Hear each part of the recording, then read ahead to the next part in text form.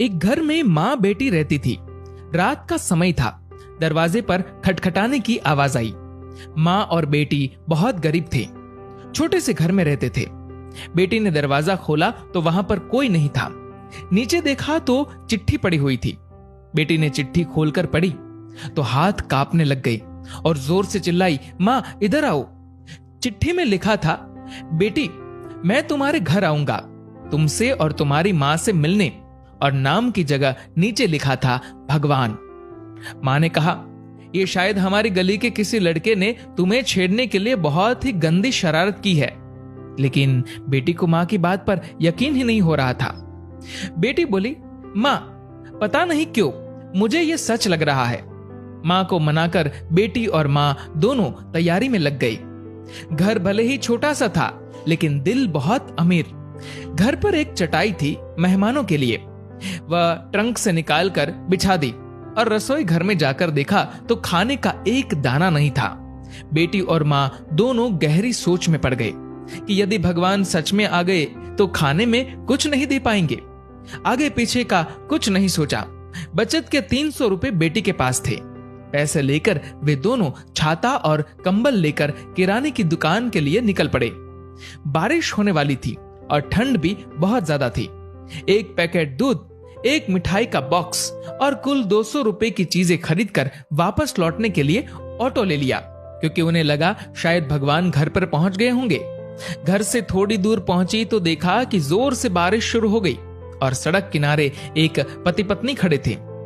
Auto पास से गुजरा तो लड़के ने देखा उनके हाथ में छोटा बच्चा रो रहा था।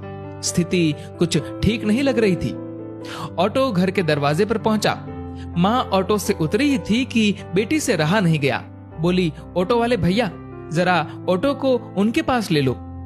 पास जाकर देखा तो बच्चे को तेज बुखार था और उनके पास खाने के लिए कुछ नहीं था।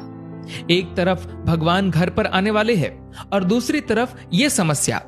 बेटी ने सोचा, भगवान को मना लूंगी, लेकिन यदि इन्हें ऐसे ही हाल में छोड़ दिया गया तो भगवान बिल्कुल भी माफ नहीं करेंगे।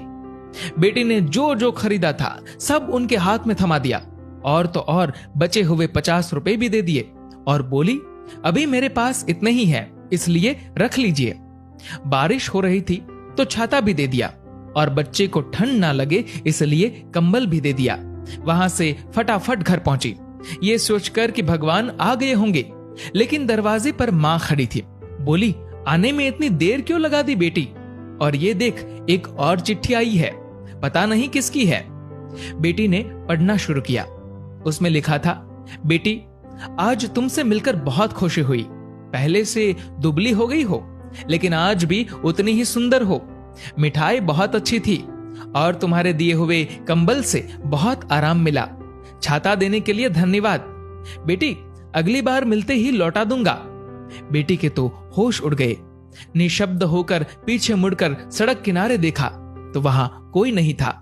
चिट्ठी में आगे लिखा था, इधर उधर मत ढूंढो मुझे, मैं तो कण कण में हूं। जहां पवित्र हो सोच, मैं हर उस मन में हूं। यदि दिखे कोई जरूरतमंद तो मैं उस हर जन में हूं। बेटी जोर से रो पड़ी और मां को सब बताया। दोनों बहुत भावुक हो गए और पूरी रात सो नहीं पाए। दोस्तों, अब आप सभी से एक प्रश्न है, क्या ये बेटी सच में गरीब थी? सोचिए और अपने दिल से इस सवाल का जवाब